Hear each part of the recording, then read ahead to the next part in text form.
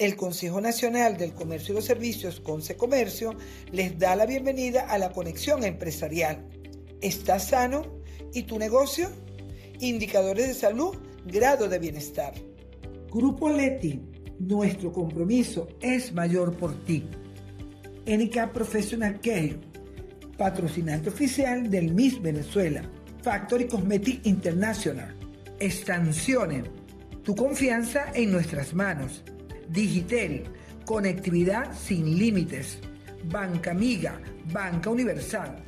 Fospuca, una ciudad limpia, segura y ordenada. Zoom, nadie lo hace mejor que Zoom. GC1 Venezuela, somos más que códigos de barra. Smart Factura Digital. Capre Salud, visión y futuro para la salud privada. Clínica Amay, donde la salud y la excelencia se encuentran. Clínica Cefemi, comprometidos con tu salud. Alter Gold Servicios, somos tranquilidad para los tuyos. Centro Médico Loira, más de 42 años brindando el mejor servicio y siendo un faro de salud desde el oeste de Caracas. Clínica Briceño Rossi, excelencia en salud. Clínica Piedra Azul, somos el hogar de tu salud. Instituto Clínico La Florida, tu salud es nuestra razón de ser. Dilo Ya, otro evento organizado por Dilo Ya Comunicaciones Integrales, compañía anónima. Damos inicio a esta, creo que es la 25 colecciones empresariales que hemos hecho durante 6 años. Nos acompaña el día de hoy el primer vicepresidente Gino Fileri, que de seguida va a hacer la salutación, nuestro presidente José Gregorio Rodríguez, Gustavo Briceño, presidente de Capre Salud, Alison Lali, director de Asuntos Legales Corporativos de Grupo Leti, la doctora Rosibel Manzano, presidente del Centro Médico Loira, la licenciada Ibel Cerrada y nuestro amigo economista Luis Piña. Seguidamente, damos la bienvenida del ingeniero Gino Fileri, primer vicepresidente del Consejo.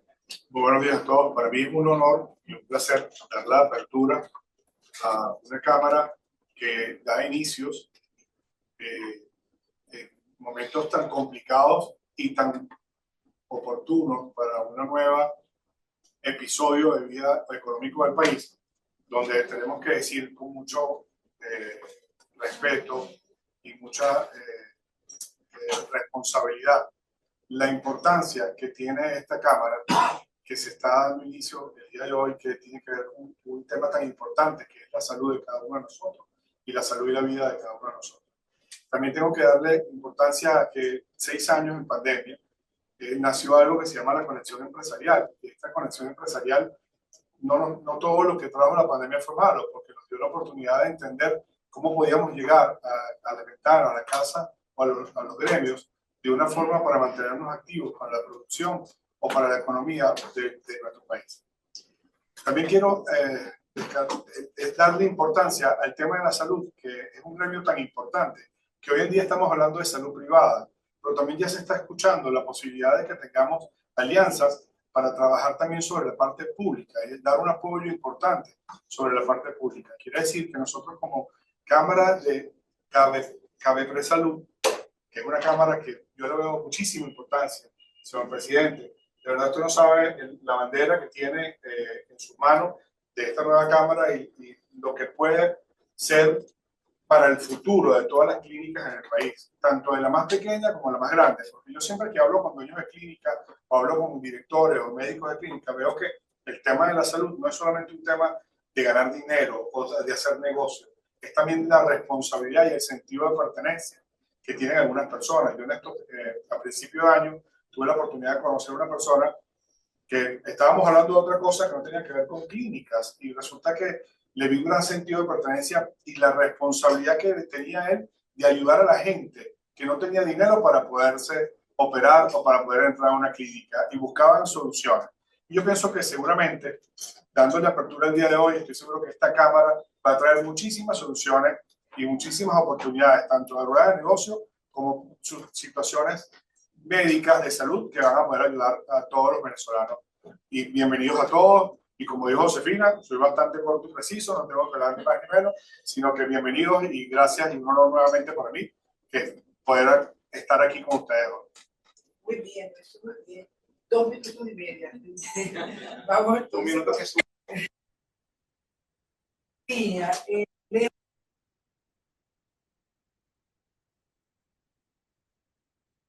de indicadores macroeconómicos, riesgo bancario y estrategia financiera al ámbito gremial y empresarial de Venezuela. Bienvenida al economista Luis Enrique Piña. Un aplauso.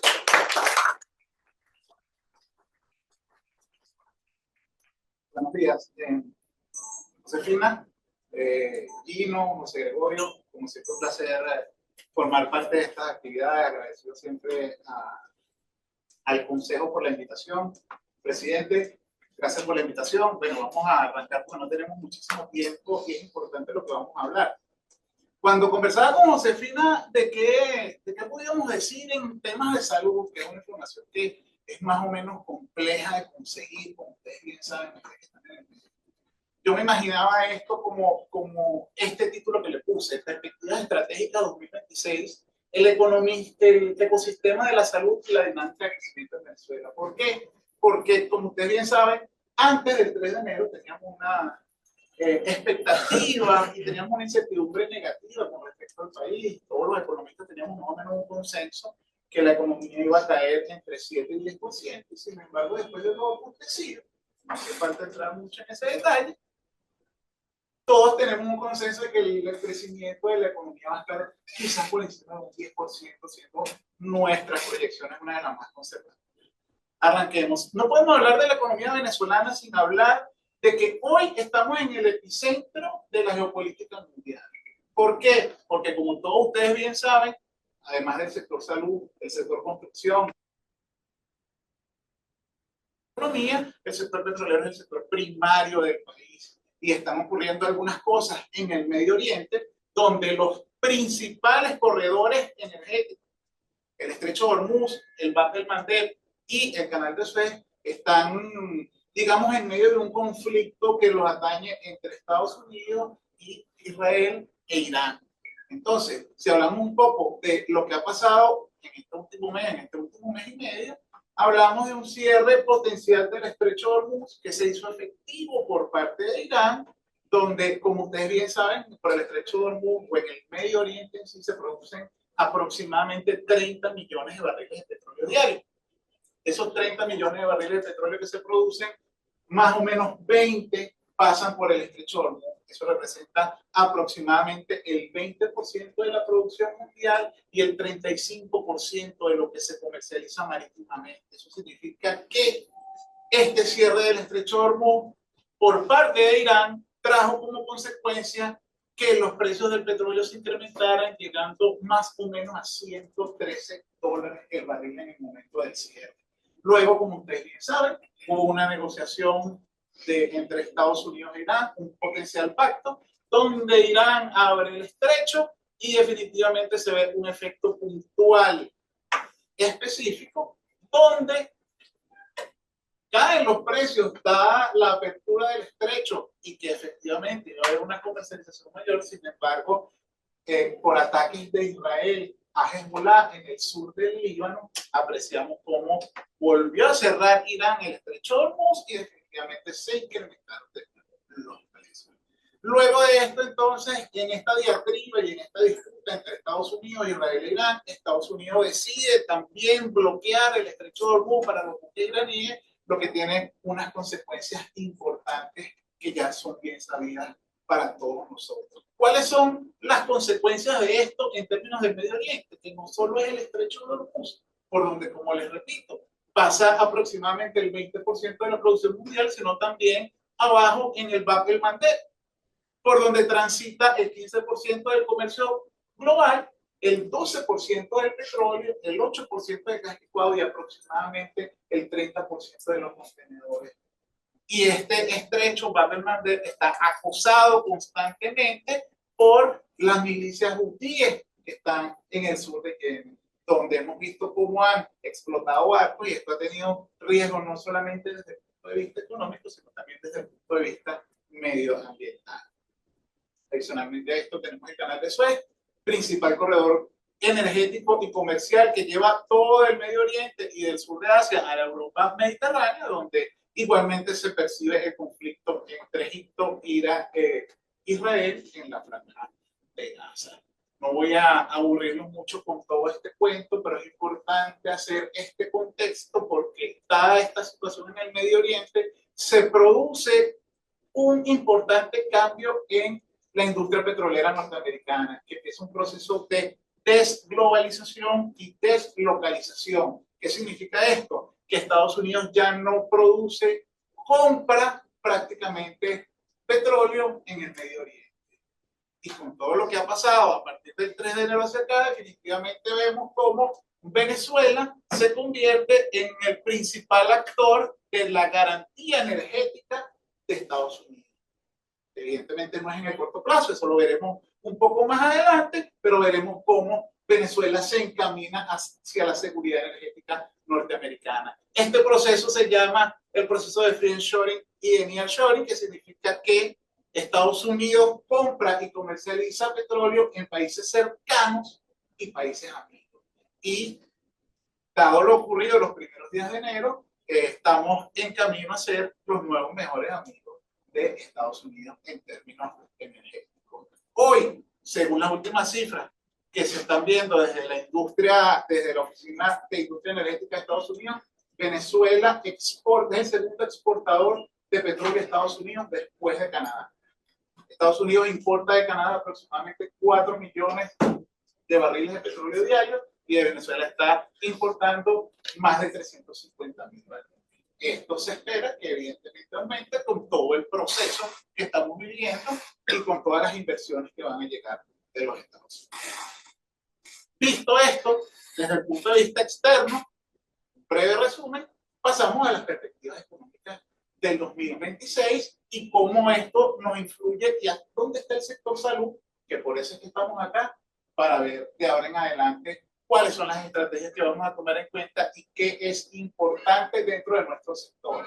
Porque Venezuela entra en una senda de crecimiento, sin embargo, entra en una senda de crecimiento que según estudios que hemos realizado es en forma de K. ¿Qué significa esto?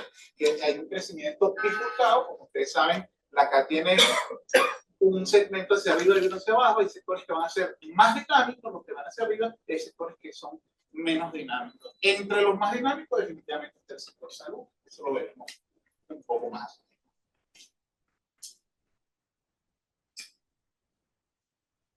Un poco de economía breve, la oferta global es igual a la demanda global, es decir, todo lo que ofertamos debe ser igual a lo que demandamos. La oferta está en lo que producimos e importamos, que está disponible para la población, y en el tema de la demanda, el consumo de los hogares, la formación bruta de capital o inversión, el gasto público y las exportaciones. Nos vamos a concentrar un poco en lo que tiene que ver con el Producto Interno Bruto, principalmente el Producto Interno Bruto petrolero.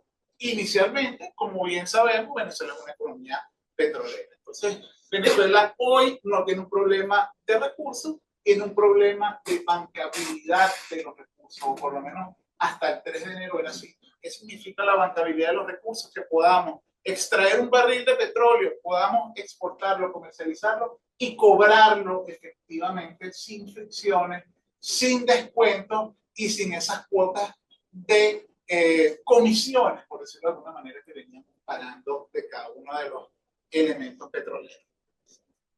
El recurso petrolero en Venezuela, contamos con unas enormes reservas, todos lo sabemos, eso es noticia, 300.000 millones de barriles de reserva de petróleo, que no necesariamente significa que es producción estable, aunque esperamos que sea así. Hoy estamos produciendo 1.095.000 barriles de petróleo aproximadamente. La expectativa, los números que tenemos y que en los que más o menos hay consenso es que lleguemos a 1.3 millones de barriles, un escenario muy optimista, pudiéramos llegar a 1.4, pero es casi una certeza que vamos a estar en 1.3 millones de barriles. Una producción estable no necesariamente significa exportación continua, con todas las fricciones que veníamos presentando hasta el cierre del año pasado, y no necesariamente significa cobro limpio con todos los descuentos que también teníamos. ¿Cuál es el potencial de producción y cuál es el horizonte en el mediano, en el corto, en el mediano y en el largo plazo? Bueno, en el corto plazo, ahora mismo en el 2026 esperamos que la producción está alrededor de 1.3 millones de barriles de petróleo. En un mediano plazo de 12 a 36 meses podemos estar sobre los 2 millones, 2.4 millones de barriles de petróleo, lo que definitivamente nos convierte de nuevo en un player en la industria. Y hablando de 3 a 10 años podemos pasar de los 3.2 millones, inclusive llegando a los 6 millones de barriles de petróleo que siempre hemos conversado y de los cuales hemos soñado. Sin embargo, a partir de los 2 millones de barriles de petróleo se necesita, eso va a requerir un poco más porque se necesitan inversiones, se necesitan tecnologías para poder llegar y ampliar ese horizonte de producción de 2 millones por encima de 3 o por encima de 5. Eso significa que tendríamos más o menos ingresos petroleros en el 2026 entre 24.000 y 32.000 millones. Técnicamente duplicando el ingreso petrolero que tuvimos en 2025.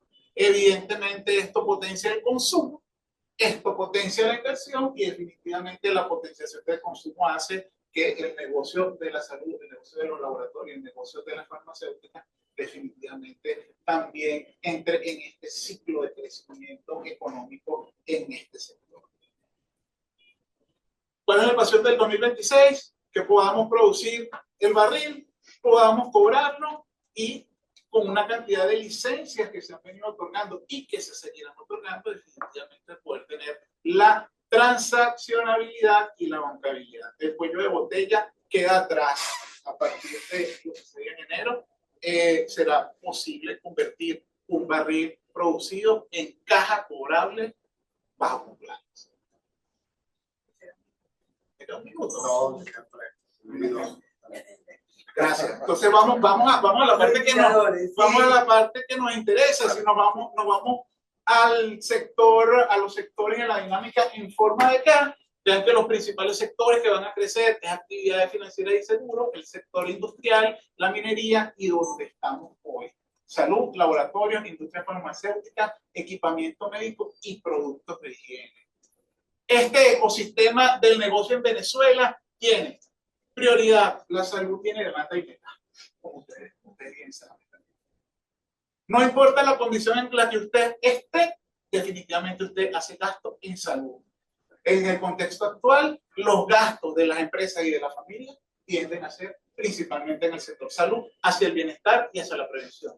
Hay posibilidad de inversión, estamos viendo una renovación de la infraestructura clínica y aparición de nuevos modelos de negocio, de nuevos players, modelos de atención primaria que buscan eficiencia y tecnología. Una capacidad instalada de los laboratorios nacionales que buscan optimizar su línea de producción para cubrir las importaciones, logrando cubrir estándares internacionales. Un portafolio de productos que va más allá de los productos que regularmente, normalmente hemos visto. Ya no solo se trata de medicamentos esenciales, sino estamos buscando y estamos haciendo la apuesta hacia fuerte por genéricos de marcas, suplementos y medicina preventiva. Estamos aquí, agremiados, alianzas público-privadas, lo comentaba nuestro primer vicepresidente, alianzas público-privadas, trabajar con el sector público, el fortalecimiento de los gremios, que permite una voz unificada para proponer políticas públicas que incentiven la producción nacional y que afecten directamente al sector salud, y un potencial de exportación con clara ventaja competitiva en costo y conocimiento técnico que hace que los laboratorios tengan un potencial de mirar hacia mercados regionales extranjeros, aprovechando específicamente la ubicación geográfica del país. Pudiera hablar un poco del crédito, sin embargo vamos a saltarnos los toques, vamos a hablar de las perspectivas que tenemos para no tomarme más tiempo del que me dieron. No vamos a hablar del pasado, vamos a hablar del futuro y vamos a hablar de cuál es la expectativa de crecimiento y las proyecciones que tenemos para este 2026. La proyección más conservadora está alrededor de un crecimiento del 9%, con una muy probable que está alrededor del 13% de crecimiento y una muy optimista que está alrededor del 16%. Otros colegas hablan de que pudiera ser 20-22%, sin embargo nosotros tratamos de ser bien conservadores en las estimaciones que hacemos. Un par de recomendaciones antes de cerrar. La ventaja ya no está en dominar el pasado. Cómo sobrevivir en un entorno donde ya no será una ventaja competitiva saber operar con las reglas y costumbres y hábitos de ayer, porque hemos subsistido y sobrevivido en un entorno hostil en el cual básicamente logramos flotar y reflotar nuestro negocio. Par de líneas. La ventaja competitiva y los beneficios de esto, de mirar hacia el futuro y no quedarse en el pasado, la van a aprovechar quienes lean el cambio y se posicionen antes de que el consenso de la mayoría, quienes desarrollen la visión de anticipar las oportunidades y amenazas que se derivan de la entrada de nuevos players, de nuevos jugadores en la industria, quienes sean capaces de convertir la incertidumbre en una opcionalidad estratégica y sobre todo quienes no inventen excusas para la inacción o para la parálisis operativa. Los invito desde aquí, desde esta tribuna, de nuevo gracias a José Gregorio, José Espinetino por la invitación, presidente, a seguir apostando al sector y aprovechar las oportunidades de crecimiento en la industria farmacéutica, salud y educación. Excelente.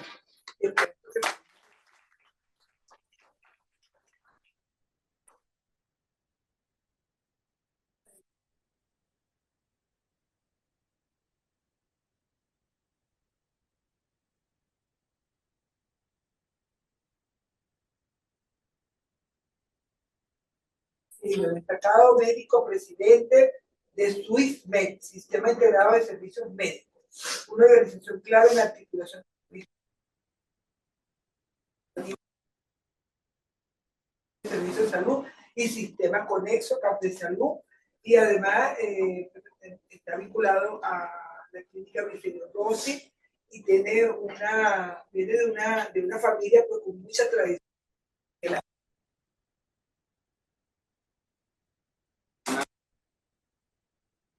Empresario en el área de salud. ¡Ah, caramba! Y además, mejor aún. y además en este momento me pidieron ser el presidente ejecutivo de la clínica Rossetti también. Está pasando por un momento interesante, vamos a ver si logramos hacerlo. Antes de quiero hacerles una explicación bastante gráfica de cuál es el tema en proporciones del que estamos hablando. Imagínense por un momento que este vaso de agua, el vaso, no el agua, es ese 6% de póliza que están contratadas por la población venezolana. Y que el agua es el flujo de dinero que, digamos, existe como dinámica entre las aseguradoras y las clínicas privadas. Imagínense por un momento, si este es el tamaño del 6% de las pólizas, ¿de qué tamaño tiene que ser el vaso del 94% de la población que no tiene acceso a la salud privada? Probablemente pase el techo. Esto lo digo para que tengan en proporción idea de cuál es el problema que tenemos de demanda de salud en este momento en el país. Ocuparnos solamente del tema financiero que hay en dinámica entre las aseguradoras y las clínicas, evidentemente en este momento no es la prioridad, más cuando acabamos de oír dos cosas. Por un lado, la posibilidad de hacer ciertas negociaciones estratégicas entre el área pública y privada, y cuando acabamos de ver una explicación geopolítica en el área de economía del doctor Pin. Evidentemente en Venezuela va a entrar dinero, entonces salimos de este tema y imagínense por un momento que yo necesito resolver con la entrada de dinero cómo vamos a atender a toda esta población que tiene una demanda gigantesca en la prestación de servicios de salud. ¿Cuál es el chip que tenemos en la cabeza? Bueno, vamos a resolver nuestra infraestructura pública. Tenemos una infraestructura pública gigantesca, muy deteriorada. Entonces, bueno, vamos a inyectarle dinero al área pública. ¿Cuánto le tenemos que inyectar? Pongamos un número, 100. Le inyectamos 100 al área pública y logramos recuperar una gran cantidad de infraestructura pública. Eso no tenemos ahora que invertir en equipos que no tenemos y que lo que tenemos están caducos, viejos, obsoletos. Pero eso no termina ahí. Tenemos que hacer una inversión también ahora en insumos médicos. Tampoco termina ahí. Tenemos que hacer una inversión en medicamentos. Pero tampoco termina ahí. Tenemos una migración brutal de personal de salud que está ahora en otros países. Si por un lado no lo engavetamos, pero en vez de manejarlo a corto plazo, lo manejamos a mediano o largo plazo, y cambiamos la mirada como Estado al área privada, Tenemos una infraestructura de salud nacional que está en funcionamiento, está en pie, que tiene personal de salud, que tiene acceso a insumos y a medicamentos, y que evidentemente, en vez de gastar 100 en infraestructura de salud pública, a lo mejor gastando 50 en el área privada, yo logro a muy corto plazo subsanar problemas de demanda que tengo en la población. Entendiendo esto, se explica fácilmente cuál es la función de la creación de CapreSalud. CapreSalud entra a jugar un papel importantísimo en el momento actual que vive el país. CapreSalud no agremia clínicas, agremia centros de atención primaria, agrega la participación de proveedores, de laboratorios, de una cantidad de actores en el área de salud. Y por eso es una cámara. Y lo que se busca justamente es que la influencia no solamente busque agremiar, sino que además sea un actor importante hasta en la planificación de políticas públicas. Porque al final somos actores importantes dentro de todo lo que sucede en este ecosistema de salud del país. Eso es CapreSalud. Eso es lo que busca CapreSalud. En el tiempo.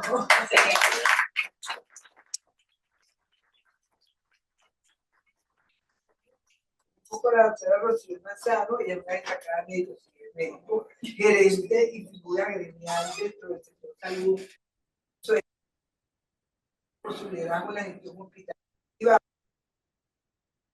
articulación del sector prestador de servicios. Actualmente es presidente del Centro Médico López. Bienvenida, doctora. Gracias.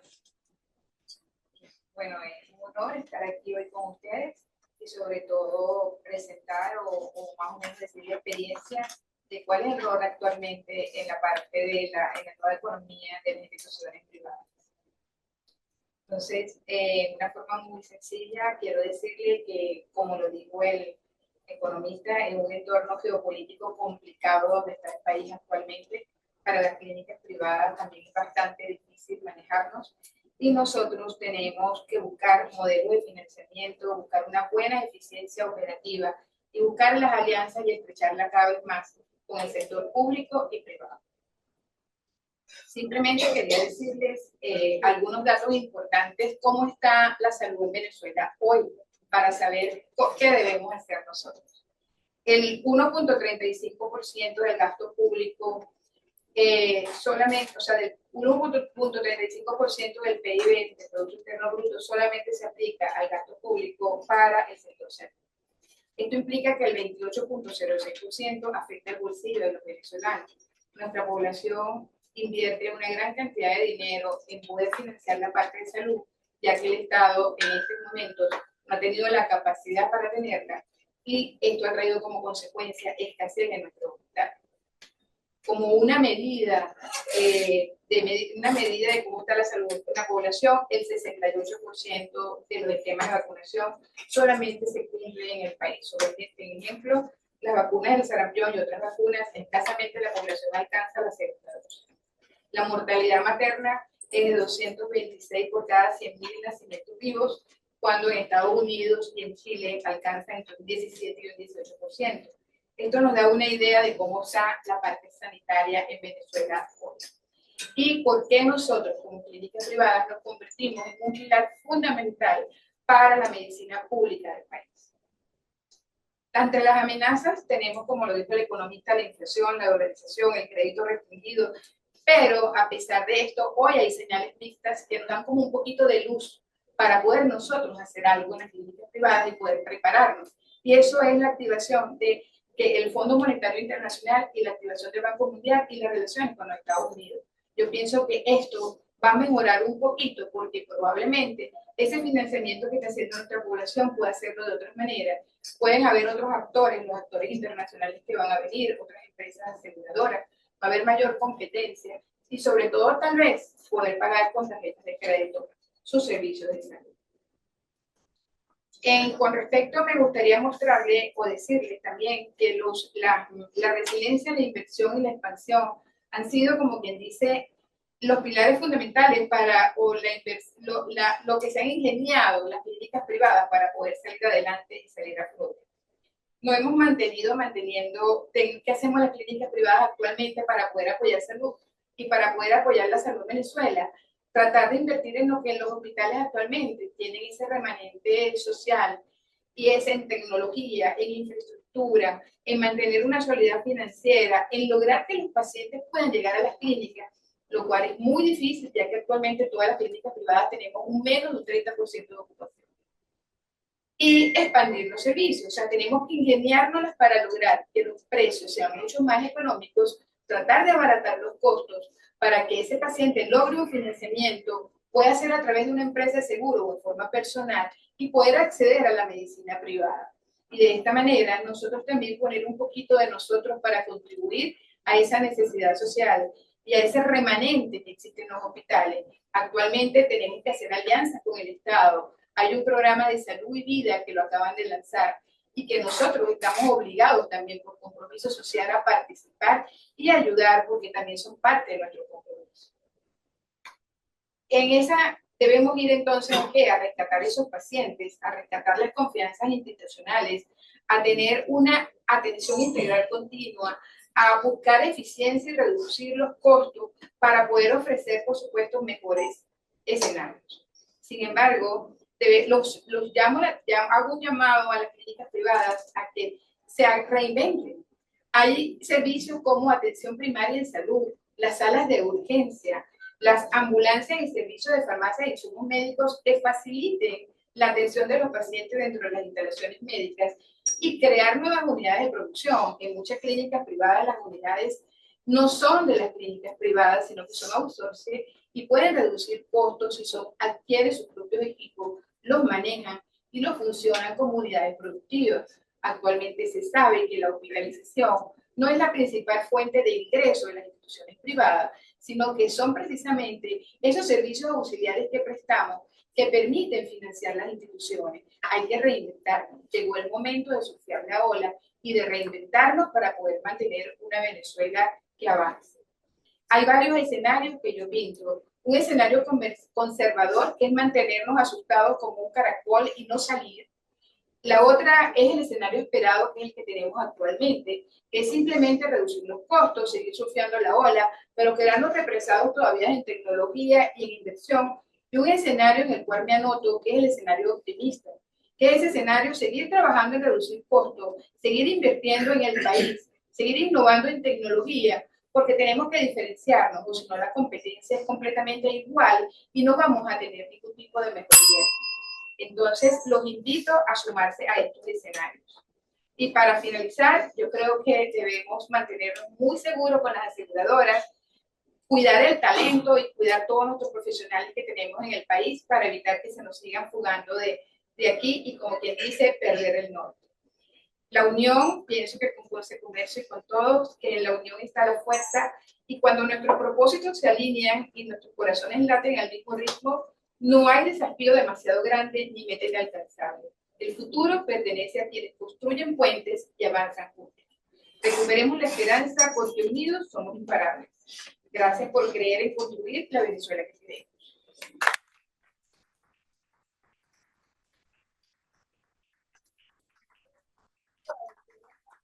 Primera vicepresidente de Salud.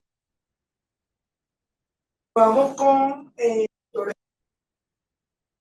Comisión Ejecutivo Venezolano, con una trayectoria consolidada en los sectores de asuntos legales y corporativos en el político. Leti, bienvenido, doctor Nájera. Muchas gracias, Rufina, agradeciendo la invitación de Conce Comercio y celebrando el lanzamiento de Capresalud.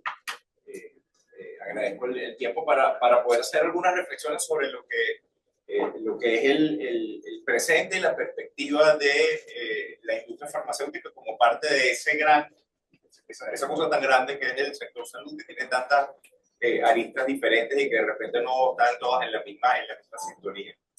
Yo suscribo, gracias a Pie Juntillas, la visión que presentó Luis primero sobre el futuro del país. Creo que es muy interesante, pero creo que también es interesante hacer una reflexión sobre cuál es la verdadera realidad de la industria farmacéutica y cómo la industria farmacéutica en ciertos sectores ha ido a contrapelo de la realidad nacional.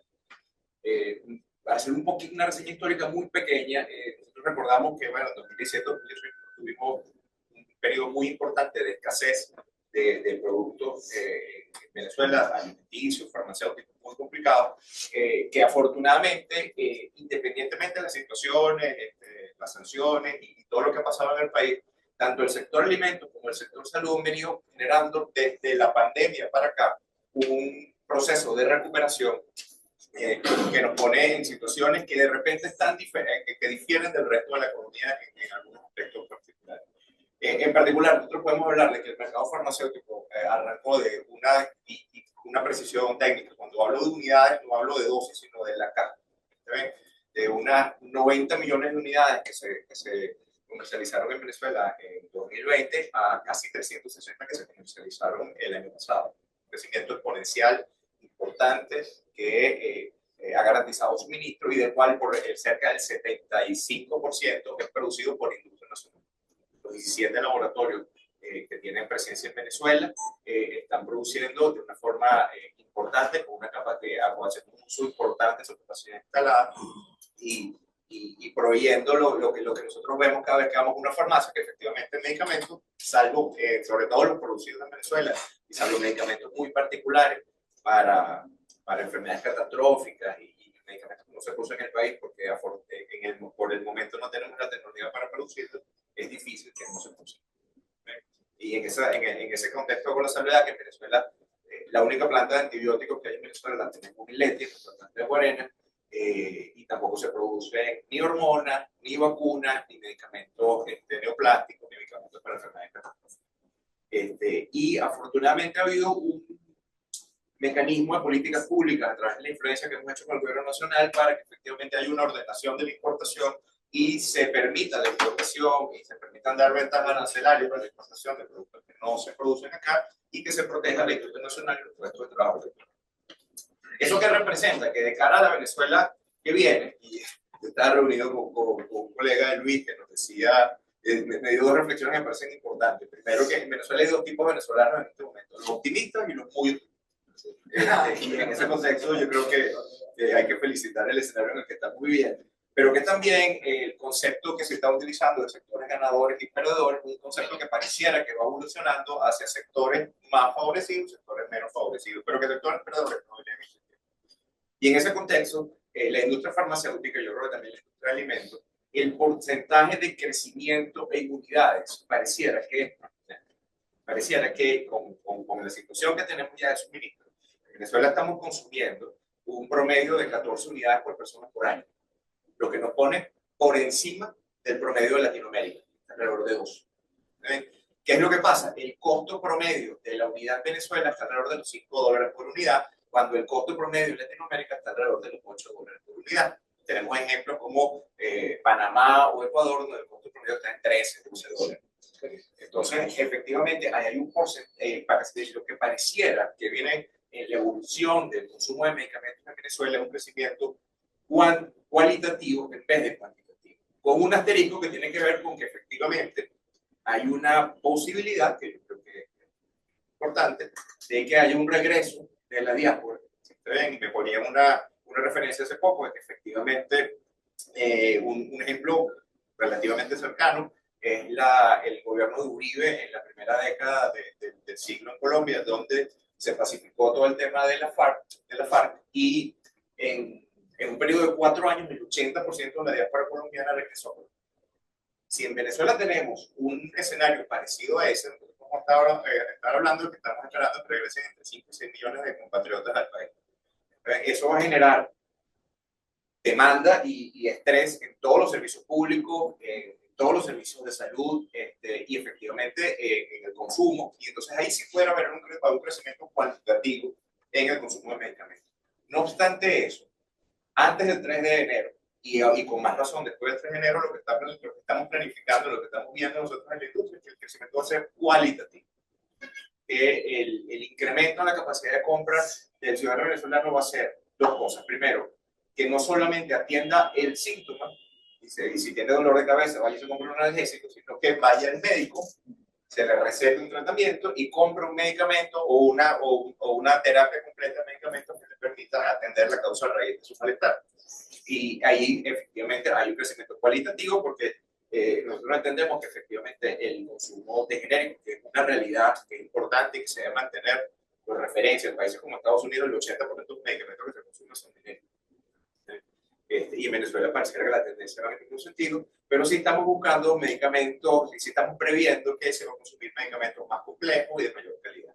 El reto que tiene la industria farmacéutica en Venezuela, en función de la innovación, efectivamente generar soluciones farmacéuticas de primer mundo y generar nuevos lanzamientos, nuevas formas galénicas, nuevas formas de administración que permitan que efectivamente esa capacidad de crecimiento cualitativo que tenga la población pueda ser atendida.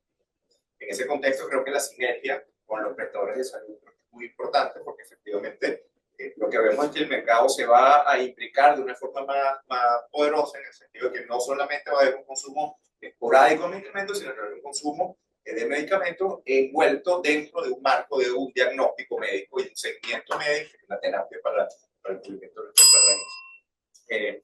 Yo creo que el escenario es muy positivo y en este contexto bueno, termino por donde comencé saludando la iniciativa que fue Salud y agradeciendo el espacio y bueno, muchas gracias.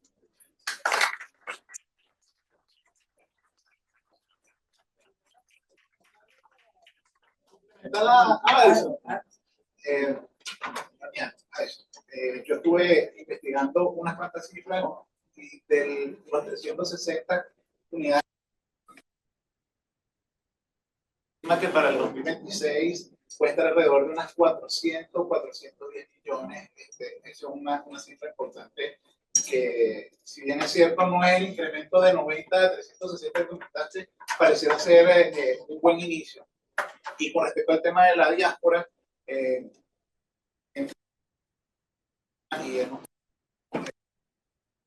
la estimación es que aproximadamente entre un 40 y un 50% de la gente que está fuera tiene.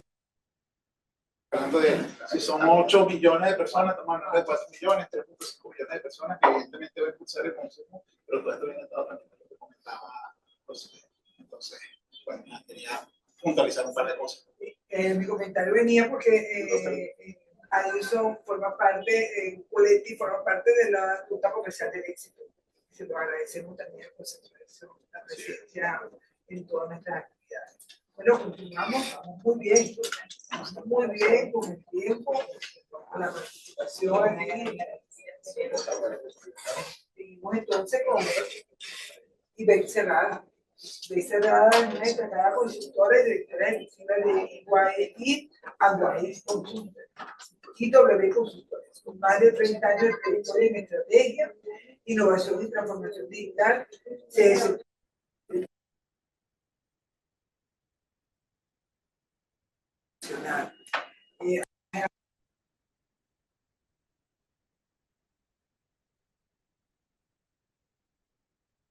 Y además que es un día así como, yo diría que casualidad que estoy aquí, además hacia lo positivo, digamos, porque desde el punto de vista, los he escuchado a todos ustedes, han nombrado dos palabras que a mí me fascinan: tecnología e innovación. Todos los nombramos.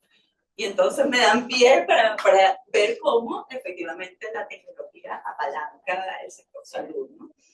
Otra casualidad es que hoy mi hija está cumpliendo años. Felicidades. Y ella está estudiando ingeniería química y quiere dedicarse a la farmacéutica para apoyar e investigar sobre las tecnologías para el apoyo de la salud. Y mi otra casualidad, yo soy ingeniero electrónico y me encanta la electromedicina. De hecho, mi pasantía le hice en los primeros equipos, no voy a decir el año, pero hace muchos años, cuando el hospital Luciani fue inaugurado. Imagínate, trabajé en todos estos temas. Entonces, siempre me ha gustado ver cómo evoluciona y cómo la tecnología apoya al ser humano, ¿no? Más que la tecnología en sí, ¿no? Entonces, inteligencia artificial. Cuando me pidieron el título, wow, la primera pregunta que mucha gente se puede hacer es: ¿qué es inteligencia artificial? Y yo pregunto, ¿quiénes usan inteligencia artificial? Si levantan la mano, creo que todo el mundo utiliza inteligencia artificial, ¿verdad? Y todo el mundo, y yo pregunto, ¿cuáles son? ¿Cuáles están usando? Ahorita por ejemplo en clínica videocápsula para gastro. Fíjense que ya la estamos usando. Exactamente. Entonces cuando vemos a la gente usándola normalmente dicen, bueno, uso Gemini o Pilot o Claude, etcétera, ¿no? Y algunas veces tenemos que pensar que la inteligencia artificial es más allá de eso que están viendo y usamos en los celulares. De hecho, está evolucionando. La inteligencia artificial existe, es más vieja que tú nosotros. Existe desde 1955. Cuando el Harvard se dijo, ¿cómo hacemos para que las máquinas procesen información y tengan la capacidad de una inteligencia que tienen los seres humanos, que es la capacidad de entender información, analizarla con la experiencia que uno tiene y tomar una decisión al respecto? Ella lo que viene es ayudar a eso. ¿Cómo procesamos la información más rápido? Porque nosotros como seres humanos tenemos muchos más tipos de inteligencia. Entonces, la inteligencia ha venido evolucionando y hoy en día, fíjense, hay una cantidad de palabras que me encantaría explicar cada una de ellas y eso implicaría muchas más horas, pero hoy en día hay una evolución de la inteligencia artificial que es esa que nosotros usamos para preguntar y que ella nos responde, se llama inteligencia artificial generativa porque genera imágenes de texto, genera voz, pero eso es una persona, si lo vemos como persona que está esperando que le pregunten y le responda. Hoy en día hay una nueva tendencia que es la inteligencia artificial agéntica, que ella se autoaprende y empieza a tomar decisiones en función de lo que uno le va indicando. Esa inteligencia es la que hoy en día, y de hecho eso fue a partir del año pasado, 2025, cuando empezó el boom de la inteligencia artificial agéntica, lo que está dándole una revolución importante en todos los sectores, ¿no? Entonces, lo más importante es cómo la inteligencia artificial efectivamente está centrada en el ser humano. Si me pasas, ¿y por qué ahorita? ¿Por qué ahorita? Y además, otra casualidad, ¿no? de estar aquí. Fíjense, el sector salud y el sector farmacéutico son de los dos sectores que durante los últimos 3 años ha aumentado muchísimo la adopción del uso de la inteligencia artificial.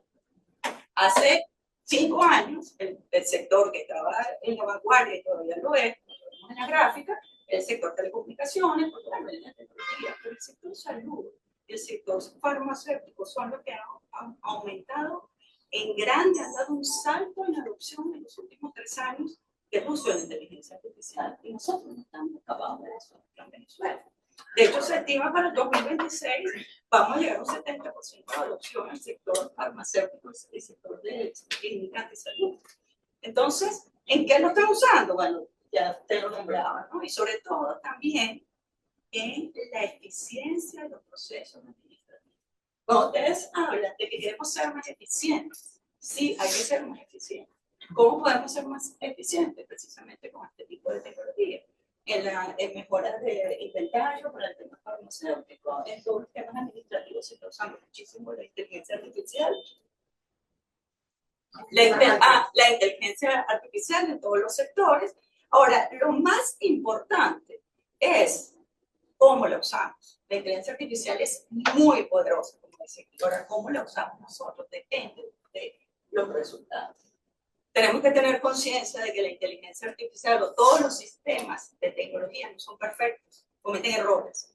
Ahí es donde la experiencia de los médicos, de las personas de salud, toma mucha mayor relevancia, ¿no? Porque tiene la discrepancia de tomar la decisión en función de los datos que nos entrega una tecnología.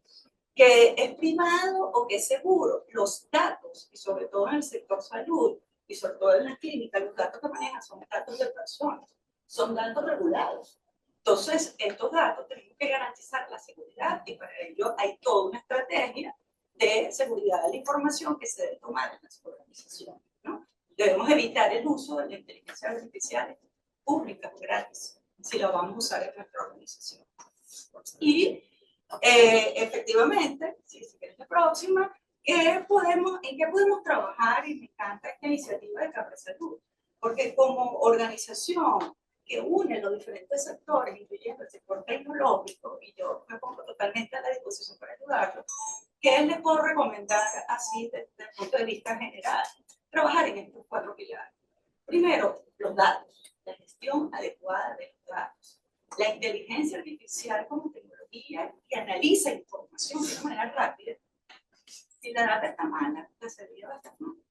Basura que entra, basura que sale.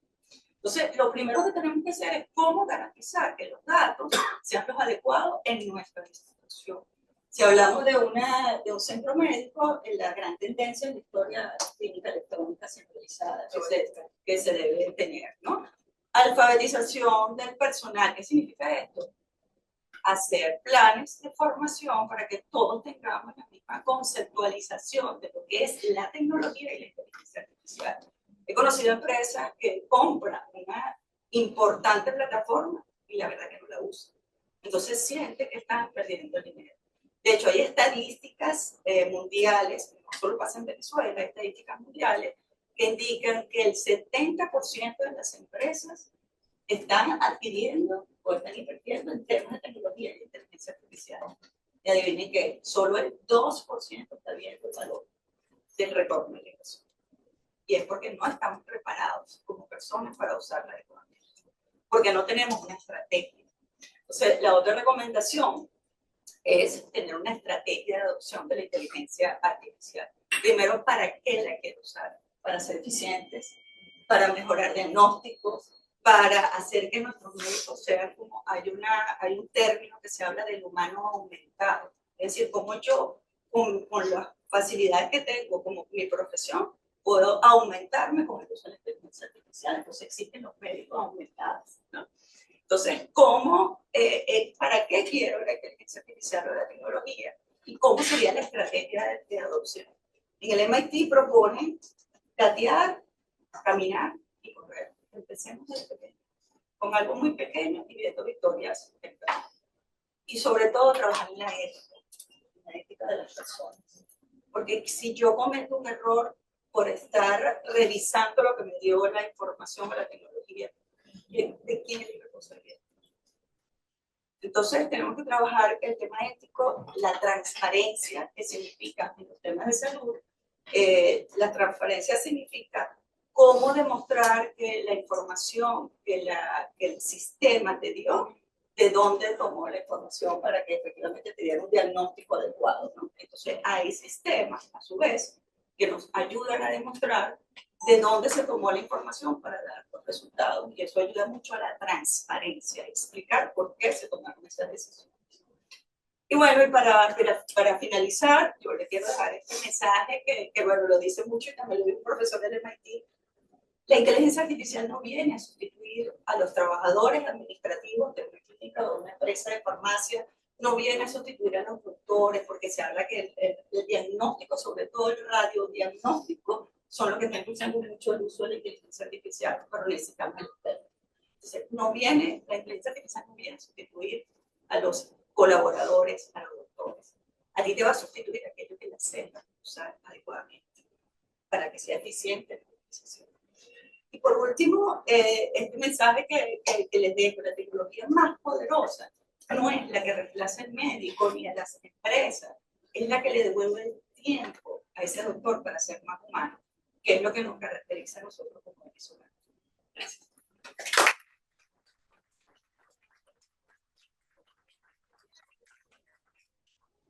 No tocaron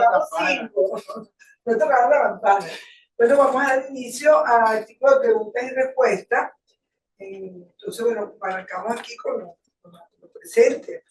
Por favor, identifíquense y hagan.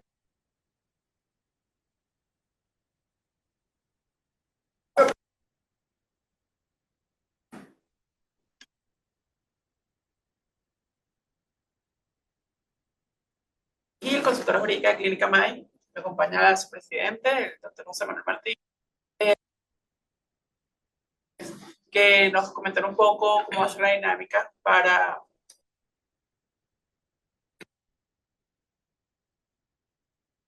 Gracias. Bueno, estamos hoy básicamente un proyecto de lanzamiento.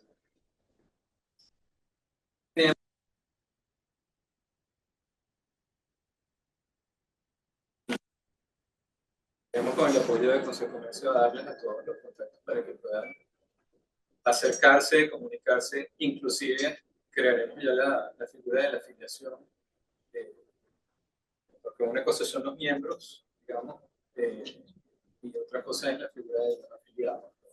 La idea es que todos puedan participar, porque conocemos que no todos tienen los recursos para ser realmente miembros de la Junta Directiva.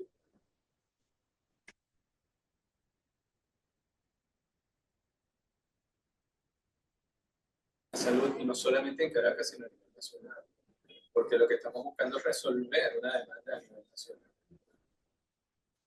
La presentación de la IA es muy interesante y muy oportuna porque también, digamos, saber leer ese tráfico de demanda de la población es una de las maneras más importantes de ver cómo priorizar qué servicios atacar.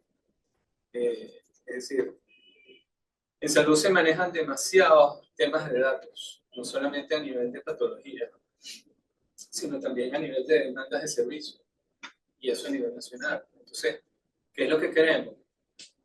Queremos poder tener la data de cuántos centros hay, en qué sitios, y cómo poderlos ayudar a prestar el servicio adecuado para la población que tengan más cercana. Entonces, todo eso obviamente hay que terminar de armarlo en estas primeras reuniones que vienen ahora. Pero sí, esa es la idea. Gustavo, perdón, para ampliar, permiso, Eduardo Caballero. Si la pregunta estaba relacionada básicamente al plano de la Cámara. O sea, la Cámara ha sido, viene a llenar un espacio que realmente es relativamente importante para nosotros. O sea, ¿no? Es una Cámara básicamente para la unión del grupo empresarial de la salud privada que tiene evidentemente muchísimos nichos donde encontrarse. Tenemos temas muy importantes en relación a la investigación. Nivel Cerrada, por ejemplo, ha hecho una presentación extraordinaria y allí hay todo un tema de desarrollo profesional. Tenemos temas relacionados a la procura, tenemos temas, o sea, la Cámara básicamente lo que viene es de llenar un espacio relativamente importante, o sea, extraordinariamente importante para todos los que hacemos vida en el sector de la salud privada. De tal manera que, bueno, nada, invitados todos los que están aquí, además que veo que son varios que pueden unirse, la puerta de la Cámara está súper abierta. Tenemos una pregunta de Civil Caballero de Plus 445. 45 Bienestar. Recientemente he aplicado herramientas de prevención en bienestar y llama mi atención que en Venezuela más del 70% de los mayores de 55 años reportan temas de intervención. En esta experiencia reciente resultó alarmante que cerca del 55% es población de riesgo en temas de demencias y deterioro cognitivo por estos factores de riesgo: hipertensión, obesidad. Dejó a un lado la diabetes, pero también tenemos ahora problemas de autoinmunidad. ¿Qué nos puede decir la doctora Monsiver? Sí, actualmente con las nuevas formas de ejercer ha nacido precisamente o ha crecido para que primero cuando el COVID se hizo muy importante, pero ahora sobre todo para los pacientes mayores. Los pacientes mayores son los que hacen el mayor uso de la telemedicina y la atención domiciliaria. De ahí a que han aparecido en el país nuevas formas de atención médica para abaratar costos, como son las urgencias, las salas de urgencias. Entonces, es importante que las salas de urgencias existan, porque las salas de urgencias generalmente hacen telemedicina y medicina domiciliaria, que puede atender ese tipo de población más desatendida. La otra parte es que para el financiamiento, que a veces no lo tienen, generalmente esas personas de mayor edad usan lo que se llama las remesas, pero también tenemos ahora el pague ahora, el compre ahora y pague después, como son unos modelos de tarjetas que han salido, donde las personas pueden buscar ese tipo de financiamiento a través de las instituciones. Yo creo que el desafío más importante de la clínica es no trasladar los costos al precio del paciente directamente. Por lo menos mi experiencia en nuestra institución, en Centro Médico Loira, hemos mantenido durante 4 años los precios en todos los servicios, sacrificando tal vez un poco la utilidad, pero dando mayor volumen. Entonces yo creo que eso es uno de los desafíos más importantes actualmente de las clínicas privadas. Sí, me permiten un comentario sobre este último tema que creo que me parece que es relevante. La data de consumo de medicamentos que estamos revisando y nuestros profesores médicos nos dicen que se es más importante porque nosotros tenemos desnutrición en niños y obesidad en adultos, lo cual es la causa raíz de la patología de mayor prevalencia en el país, que son todas las enfermedades crónicas cardiometabólicas, que son la causa raíz del 90% de las muertes no occidentales que hay en Venezuela.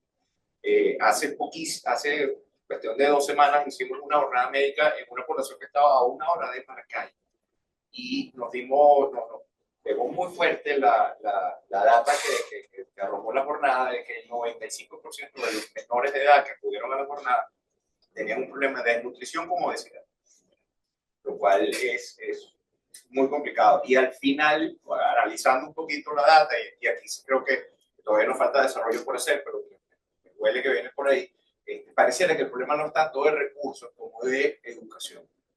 Parecía que el problema de recursos tuvo un momento muy particular, años 17, 18, pero hay un tema de educación alimenticia en los sectores populares de Venezuela que está generando causas raíz que nos van a generar muchos problemas. Entonces yo creo que es muy importante tener en cuenta esos factores, y yo creo que si hay un trabajo que tienen que hacer los gremios dedicados a la salud, es generar una campaña de información y de educación alimentaria en Venezuela. Los niños en Venezuela no comen proteínas. No comen proteínas porque están tan desacostumbrados a comer proteínas que no les gusta.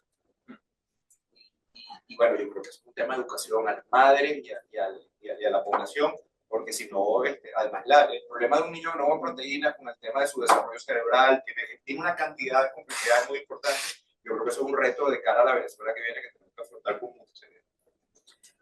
Tenemos por aquí, por favor. Bueno, un placer. Mi nombre es Jesús Narán. Si quieres hablar un poquito más duro para que te capte la... Ya. En la cámara, ¿cuáles son los Muévela primero, protocolos? disculpa, muévela primero para que no interrumpa el audio.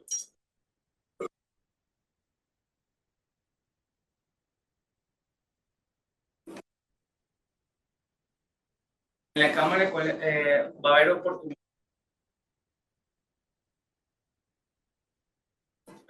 referente al nuevo auge económico, porque la economía evolucionó.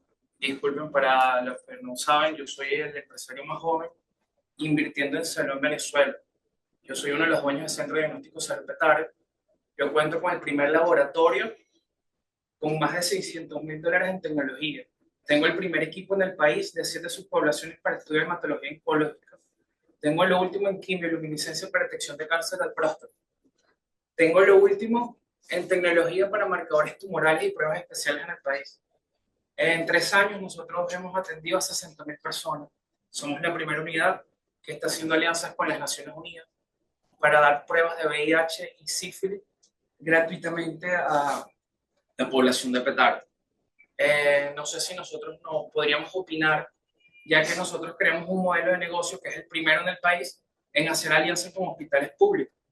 En este caso lo hicimos con el Hospital Domingo Luciani, con el Pérez León, y en el 2020 lo iniciamos con el Hospital de Pariata. Nosotros fuimos los que recuperamos los quirófanos.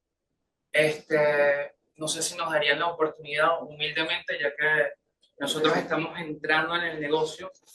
También tenemos alianzas con China, con la empresa BioBase, con Snipe.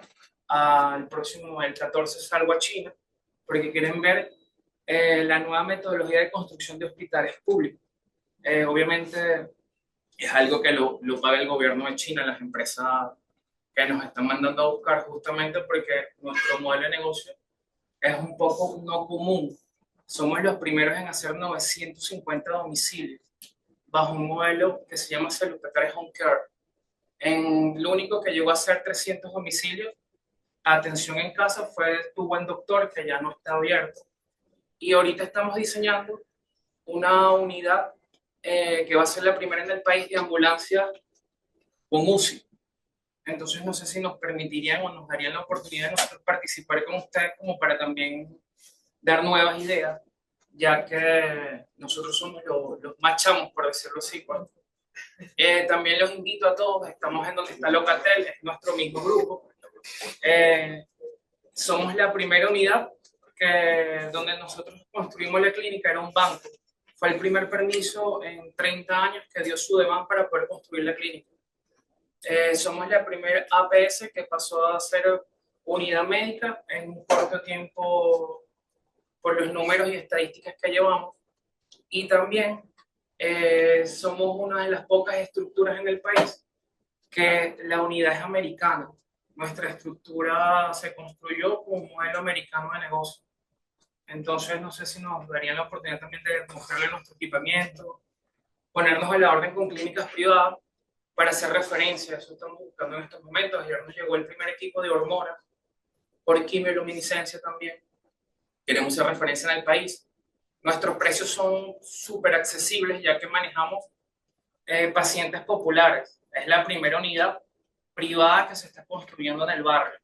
Actualmente contamos con 850 metros y la estructura tiene una capacidad para 2000.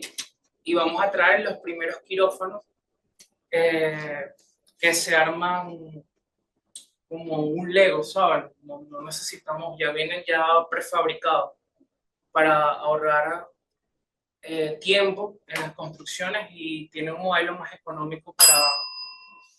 ya se me acabó. Bueno, les voy a pasar la invitación, si me dan sus números y sus teléfonos. Creo que es interesante. ¿Y en la lista? Sí, Estoy llegando por primera vez. No, él se inscribió ayer por el sistema. Pero para que más o menos tengan un conocimiento de quiénes somos, 60.000 personas, nadie los ha visto en 3 años, ni el Centro Médico de la Trinidad, ni Clínicas Caracas cuando abrió. No existen esos números. Y solamente hemos atendido al 0.2% de la población de Petare, si queremos llegar al 1%. Entonces me gustaría contar con su apoyo, que ustedes tienen más experiencia que nosotros, a ver si nos apoyan en crecer en nuestro modelo de negocio. Ya gracias, disculpen la voz, que me extendí.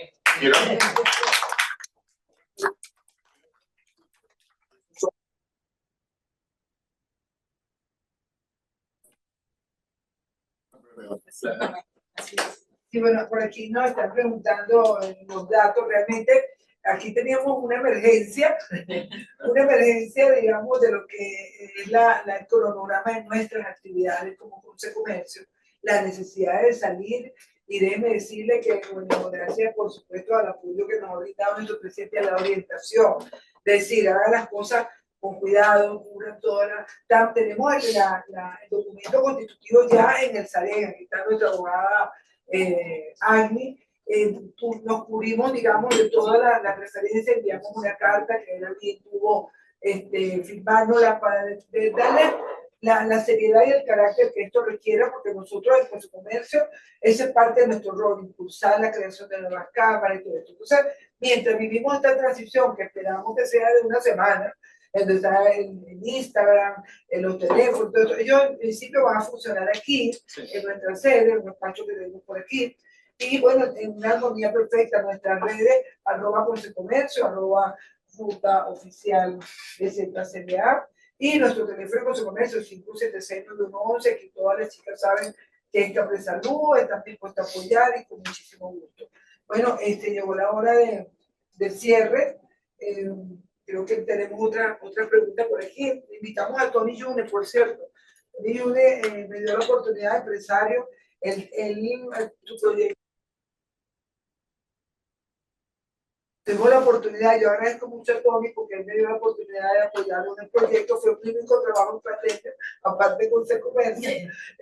Y la verdad es que la pasamos muy bien, nos atrevimos. Y él tiene una excelente plataforma que le pone a la disposición de todas las clínicas. Adelante, Tony. Yo sé que le cuesta mucho hablar.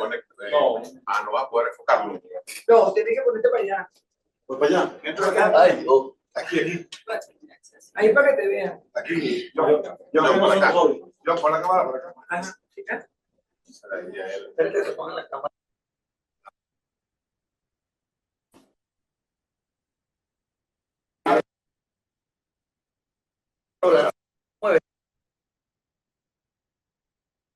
Mi nombre es Tony Yunes y vengo del mundo de la tecnología. De ahí nace todo mi proyecto, ¿no? Una empresa muy grande de tecnología que aquí Josefina la conoce muy bien. La pongo a la orden porque ves que tú necesitas la parte la parte web y la parte de aplicación. Con mucho gusto te puedo ayudar sin ningún costo. Pongo a todos los muchachos para que te puedan ayudar.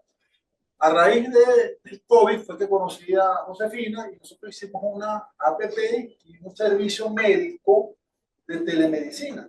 Y ahí nace la parte de telemedicina como la fuimos creando. Pero en Venezuela la telemedicina es totalmente diferente a la telemedicina de otros países. Aquí telemedicina es telemedicina, APS, AMD, entrega de medicamentos, ambulancia, o sea, el médico... Aquí es todo, telemedicina es todo. En otros países telemedicina es telemedicina, solamente. A raíz del COVID, pues tuvimos que empezar a crear toda esa estructura a través de aliados comerciales como todas las empresas de telemedicina. Luego quisimos hacer algo con el Ministerio de Salud para poderlo formalizar. No hay nada que se pueda hacer para formalizarlo. Todavía no está creada una ley para la telemedicina. Por eso cuando hablan, hay que tener cuidado cuando se habla de telemedicina, porque fuimos hasta la PTJ también para hacer las cosas bien. Y resulta que hay muchas telemedicinas que no son tratadas por médicos, sino o son enfermeras o son ayudantes. Como tú no los ves, pues no sabes con quién tratar. Eso sí nosotros nos cuidamos. Todos los médicos son de la central. Entonces quisimos hacer algo mucho más serio, entre comillas, pero legalmente no se puede tratar.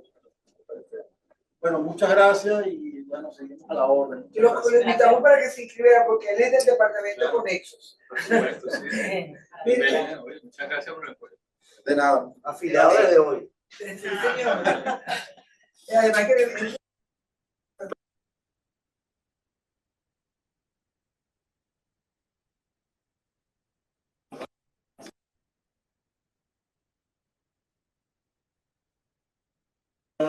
va a ser uno de la charla sobre, hay una torre IBM, estamos nosotros, va a ser de 360 de seguridad, ¿no? Estamos viviendo una era de que a todo el mundo nos están hackeando de alguna otra manera, pues el mundo de seguridad es lo que estamos tratando de innovar a partir de mañana. Son bienvenidos. Pero antes de dar el paso al mensaje final a nuestro presidente, desearíamos a nuestro Gustavo Briceño pues darle la respuesta a nuestro amigo que se quiere. Me quedé sin poder la respuesta. Bueno, primero, gracias por la participación. Me parece súper bienvenido. Feedback de la experiencia que estás teniendo y cómo hacer un match entre la cámara y tú. Nosotros lo que buscamos, lo que buscamos es sumar. ¿Qué pasa? Claro. Que a veces no nos damos cuenta de que la economía evolucionó. Estamos en una economía de primer mundo y no es como antes que ganábamos el 50% de la... Ahora es un 3%, un 2%. Compitiendo y modificando un modelo de negocio que en este caso lo hizo uno de nuestros ex socios, Oscar Santamaría, que fue un modelo de alto volumen a bajo costo, que me parece genial, que nació en pandemia, que se ha ido llevando hasta ahora, creando modelos de negocio como la unidad de la mujer, entre otras cosas. Eso, pero repite, por favor, sí, que te lo aquí. Lo que quería comentarte es que a nivel social es importantísimo lo que estás haciendo. No eres la única persona que lo está haciendo tampoco. Hay otras experiencias no conocidas, pero todo suma muchísimo al ecosistema que estamos tratando de armar. Inclusive esa experiencia no solamente se está presentando aquí en Caracas, sino también en el interior. Pero no tienen voz, así como te está pasando a ti. Entonces, justamente, esa es una de las cosas importantes que viene en relación con la Cámara, poderles dar voz y poderlos integrar. Gracias, Briceño. Bueno, entonces para concluir, vamos a darle administrador comercial, abogado, con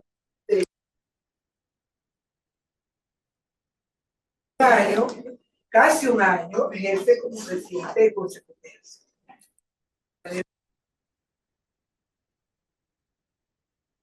Bienvenido, doctor Roselio Rodríguez. Creo que aquí en este espacio, Gustavo, con Café Salud, todos los directivos, los colaboradores también que tienen aquí a bien de cedernos una parte importante de su tiempo para que podamos promover este tipo de iniciativas a cada uno de ustedes que están de manera presencial y conectados también.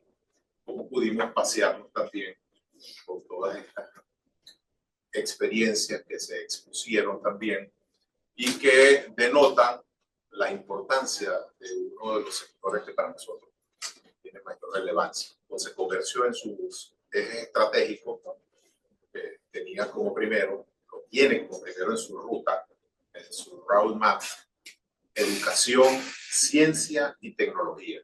Y comenzaron después a vernos de manera interna en todo el ecosistema comercial bueno, ¿y por qué el Consejo de Comercio quiere seguir hablando? Quiere hablar de eso. Si el tema que tenemos es inflación, es diferencial cambiario, es control de precios, educación, ciencia y tecnología. ¿Cómo un país puede desarrollarse si no cambiamos ese mindset, ese chip completo de no seguir dependiendo de una bolsa de comida, de hacer un sistema predictivo, profiláctico también en cada una de las áreas, con educación también? Entonces, eso nos llena de mucho orgullo ver cómo desde el Consejo de Comercio hemos puesto un granito de arena para que una iniciativa que es de ustedes, que no es de nosotros lo que hacemos es darle soporte a esas iniciativas, pueda comenzar a materializarse también en Capre Salud, que como bien su presidente lo manifestaba, no solo va a albergar clínicas, sino también servicios que son conexos e integrales a todo el sistema de salud. ¿Cómo observamos hoy en día que esas brechas de salud por unas deficiencias que se tienen dentro de las políticas públicas del Estado son cubiertas también por nuestras estructuras que están diseminadas? Me refiero a las clínicas, a los servicios también hospitalarios del sector privado, cómo vienen complementando una asistencia también de salud en esas áreas. Por supuesto que nosotros vamos a impulsar este tipo de iniciativas, pero no nos vamos a quedar en eso. Vamos a ver cómo fomentamos que ese valor agregado que se le puede dar desde estas entidades sea precisamente algo mucho más inmersivo en el sector salud. Ver cómo en la construcción de políticas públicas comenzamos también a retomar muchos de estos derroteros, de estas banderas que se tienen, como es, por ejemplo, unir en el sector salud, tanto público como privado, la formación dual también de los profesionales que estén vinculados al sector salud. Como ese proyecto que nació con Hospitales Clínicas Caracas, por ejemplo, ¿verdad? Donde los médicos tenían una formación importante y que por razones que todos conocemos y que no vamos a entrar a detallar, se fueron perdiendo, se fueron perdiendo su esencia, como también ver que las clínicas privadas puedan prestar un servicio de apoyo en la formación, en la capacitación. Ahora, ¿qué necesitamos desde el punto de vista de esas políticas públicas? Entonces, Comercio en esa hoja de ruta, que lo hablábamos de esos ejes estratégicos, viene también haciendo un conjunto de propuestas al Ejecutivo Nacional, en las cuales en lo sucesivo, en esas áreas específicas, nos va a acompañar Capre Salud también, para los cuales nosotros pedimos la mayor solidaridad y las afiliaciones que se necesitan para que pueda funcionar, para que pueda marcar un ritmo importante en esas iniciativas. ¿Cuáles son esas áreas en las cuales nosotros estamos intentando influir y a las cuales le estamos dedicando buena parte de nuestro tiempo? La primera es un área que tiene que ver con la simplificación de los trámites administrativos. Decimos que a pesar de que había una ley de simplificación de trámites, el Ejecutivo pidió también la aprobación a la Asamblea Nacional de una ley orgánica para la optimización también y la aceleración de los trámites administrativos. Nosotros vimos eso también con algunas observaciones y oportunidades de mejora, por cuanto nuestra opinión era que era solamente circunscrito a la presidencia de la República, cuando eso debe ser una política de Estado. Pero más allá de eso, creo que si la intención es desburocratizar el Estado en una serie de procesos que se tienen, desde las formaciones de los registros mercantiles, en las atenciones que puedan hacerse también cada uno de los reclamos, bueno, entonces teníamos que apoyar un proceso que consideramos que pueda redundar también allí en beneficio de cada uno de nuestros modelos de negocios y por supuesto de las atenciones públicas. Un sistema muy importante también, un área que consideramos vital para que cada uno de esos impactos que tienen ustedes en las estructuras de costos que se tienen en todos los negocios de mayor o menor dimensión es la materia tributaria. Los tributos hoy en día tienen un peso específico, una densidad financiera importante dentro de la estructura de costos que a veces no permite hacer unas mejores ofertas también en cada uno de esos modelos de negocio. Estamos estimando en las encuestas que hemos hecho que después que usted deduzca el costo de una operación, es decir, el ingreso bruto o su capacidad operativa, estamos asumiendo un costo por encima del 55%. Hay modelos que pueden llevarse hasta el 60% de negocio de la carga o las obligaciones tributarias. Ahí acabamos de hacer en el último Consejo Nacional de Economía un conjunto de propuestas donde antes veían que estábamos planteando un rediseño del sistema o la arquitectura del sistema tributario y nos decían que no habláramos de reforma, cuando se estaba planteando un modelo distinto al que teníamos, porque ese modelo se agotó. Así como se agotó el modelo rentista, se agotó también el modelo del sistema tributario, que estaba pechando sobre una economía que estaba vinculada solo a la actividad petrolera. Si bien es cierto que la actividad petrolera va a ser la palanca más fuerte que va a motorizar la economía, va a haber un proceso progresivo de la diversificación de la economía. Entonces, ese nuevo sistema tributario tiene que apostar a estimular nuevas inversiones. Inversiones que tienen que ver también en distintas áreas, pero en el caso concreto del área de salud, ¿por qué en ese sistema tributario no podemos retomar los recursos de la Ley Orgánica de Ciencia y Tecnología para la incorporación de nuevos equipos, para la investigación científica, para la docencia, para la educación? Esos son planteamientos concretos que estamos haciendo también dentro del Consejo de Comercio. Hay muchos otros que tienen que ver también con el tema del Código Orgánico Tributario, de la Ley de Impuestos sobre la Renta, del IVA, de una serie de la ONA, de la Ley del Deporte, de todo ese conjunto satelital que gravita sobre nuestras empresas.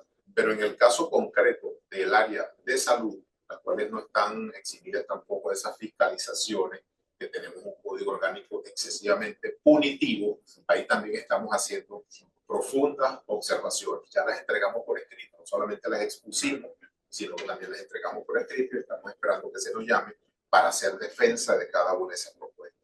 Otra área vital en la cual nosotros consideramos que son transversales y ustedes no están excluidos de ellas, por supuesto, es el tema del crédito.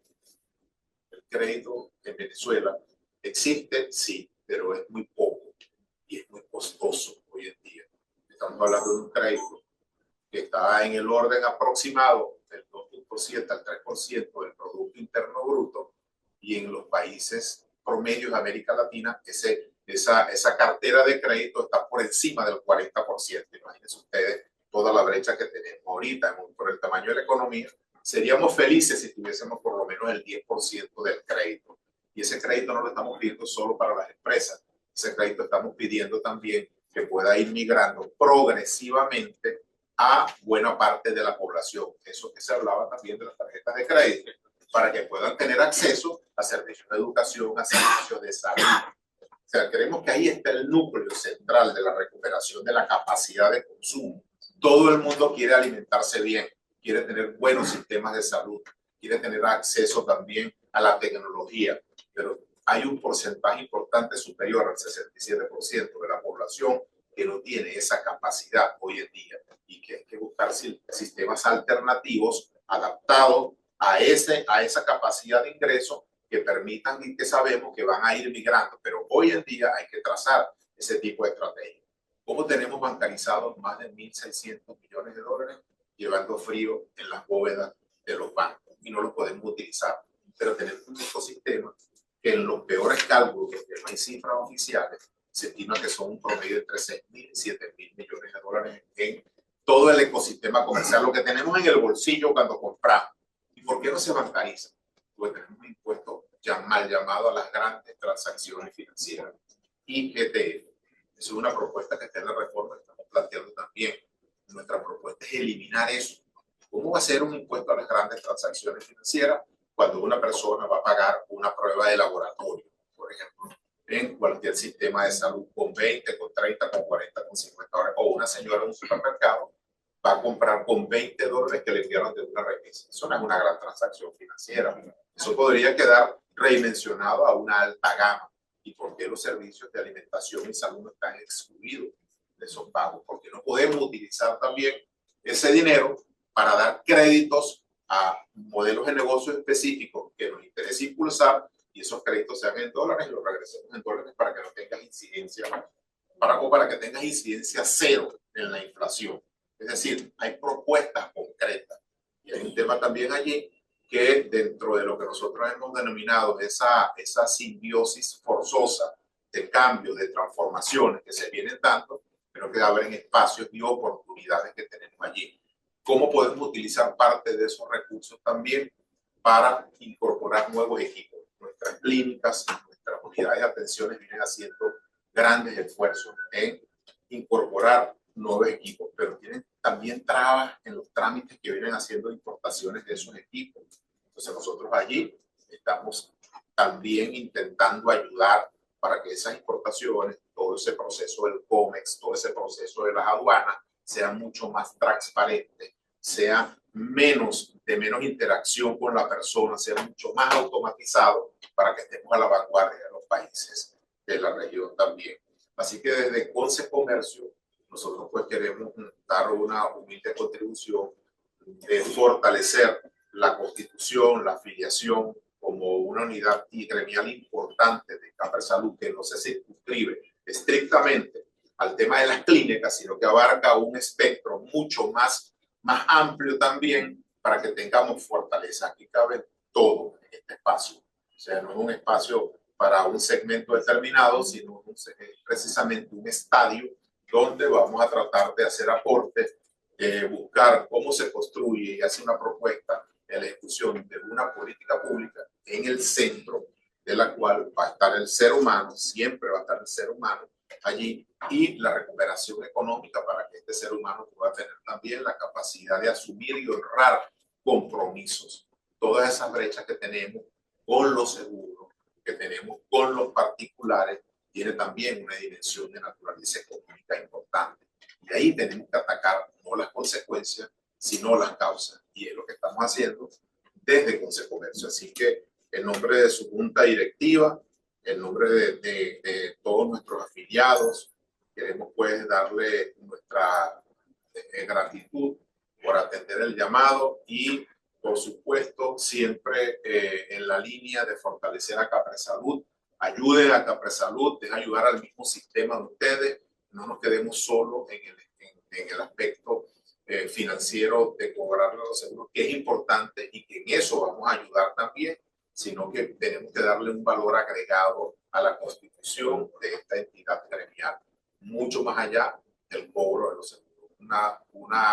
Una vertiente que tiene que ver con la educación, con la formación, con el crecimiento profesional y científico de primer nivel que tienen hoy en día nuestras unidades también de atención primaria, atención clínica, a pesar de todas esas barreras económicas, esos obstáculos también tributarios, del tema de los servicios públicos, del tema del financiamiento, se ha logrado avanzar en esa área. Toda esa brecha de salud, hoy en día, sin la existencia de las clínicas privadas, como hubiese sido también todo el tema de la morbilidad, la mortalidad dentro del sistema venezolano. Así que muchísimas gracias y que tengan ustedes también buenos días todavía por la hora, porque nos queda trabajo aquí. Sí, bueno, excelente. Debemos felicitarlos a todos.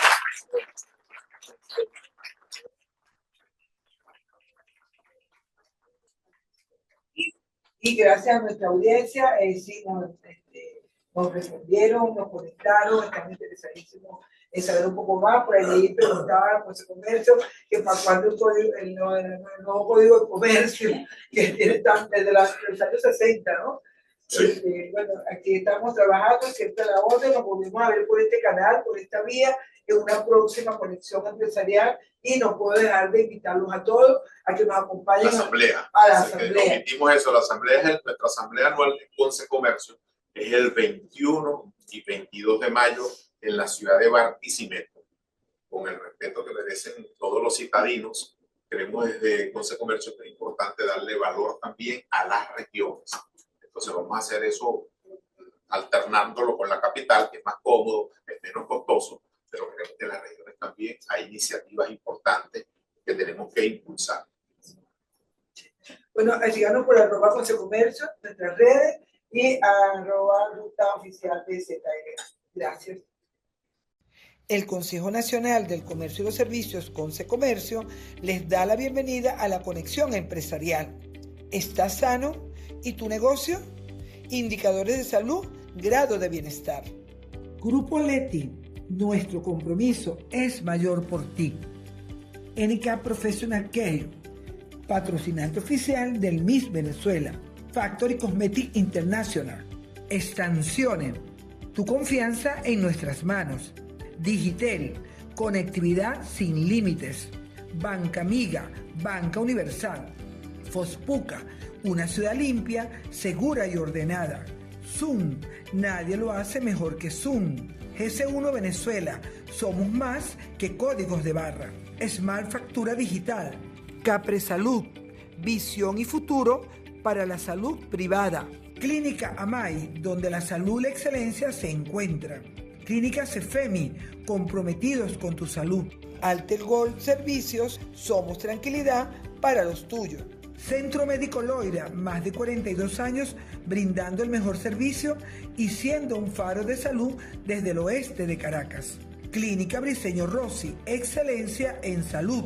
Clínica Piedra Azul, somos el hogar de tu salud.